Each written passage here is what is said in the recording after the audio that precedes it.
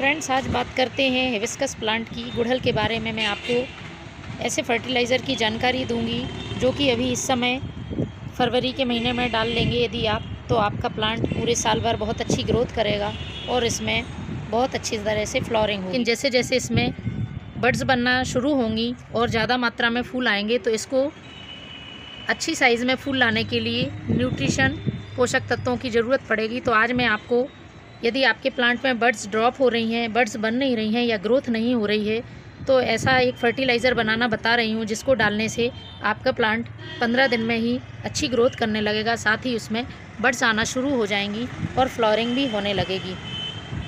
इसके पहले मैं बात कर लेती हूँ एक दो काम की, जो यदि आपने नहीं किए हैं तो आप अभी कर सकते हैं। यदि आपने अपने प्लांट में किसी भी तरह की प्रूनिंग नहीं करी है और ब्रांचेस आपकी ख़राब हो रही हैं या फिर कम ब्रांच हैं, तो ज़्यादा ब्रांच और घना प्लांट करने के लिए आप इसकी थोड़ी थोड़ी सी कटाई कर सकते हैं।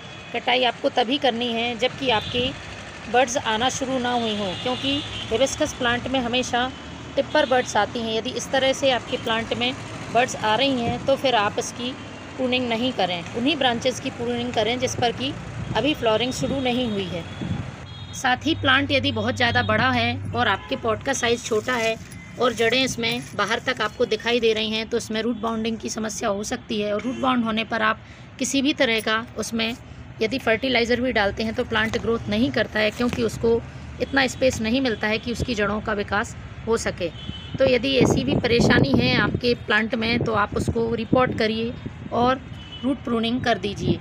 अब बात कर लेते हैं हम हमारे फर्टिलाइज़र की। फर्टिलाइज़र बनाने के पहले मैं आपको कहूँगी कि आप एक दिन पहले इस प्लांट की अच्छी तरह से गुड़ाई करें और इसमें वाटर ऐसा डालें कि ओवर वाटरिंग भी ना हो और एकदम से ड्राई भी ना हो। ये तो इसकी मिट्टी हमेशा नम बनी रहनी चाहिए।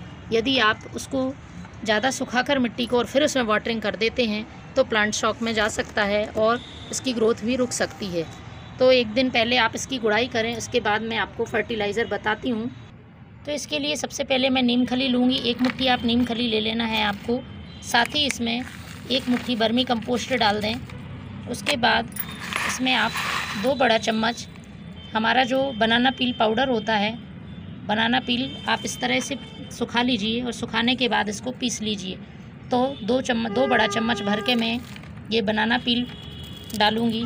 साथ ही इसमें हमें ये 3 से 4 दाने DAP के, जो कि हमारे प्लांट को फॉस्फेट प्रोवाइड कराएगा।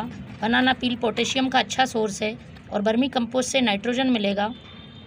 साथ ही यदि पत्तियां पीली पड़ रही हैं तो इसके लिए हमें मैग्नीशियम देना ज़रूरी है हमारे प्लांट के लिए। तो मैग्नीशियम के लिए मैं आधा चम्मच एप्सम सॉल्ट यूज़ करूँगी। ये सारी चीज़ें हमें अच्छी तरह से मिक्स कर लेना है और इन्हें मिक्स करके इस तरह से साइड में आपको जगह बना लेनी है, स्टेम से थोड़ा दूर।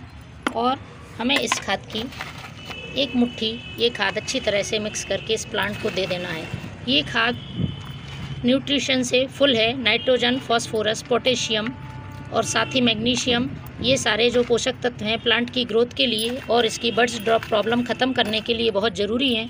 तो आपका प्लांट बहुत अच्छी तरह से ग्रोथ करेगा। और इसके बाद इसे डालने के बाद इसमें वाटरिंग कर दें। तो फ्रेंड्स, ये जो फर्टिलाइज़र मैंने बताया है वो इस मंथ में डालना बहुत ज़रूरी है, क्योंकि इस समय ही इस प्लांट की बहुत अच्छी ग्रोथ होती है।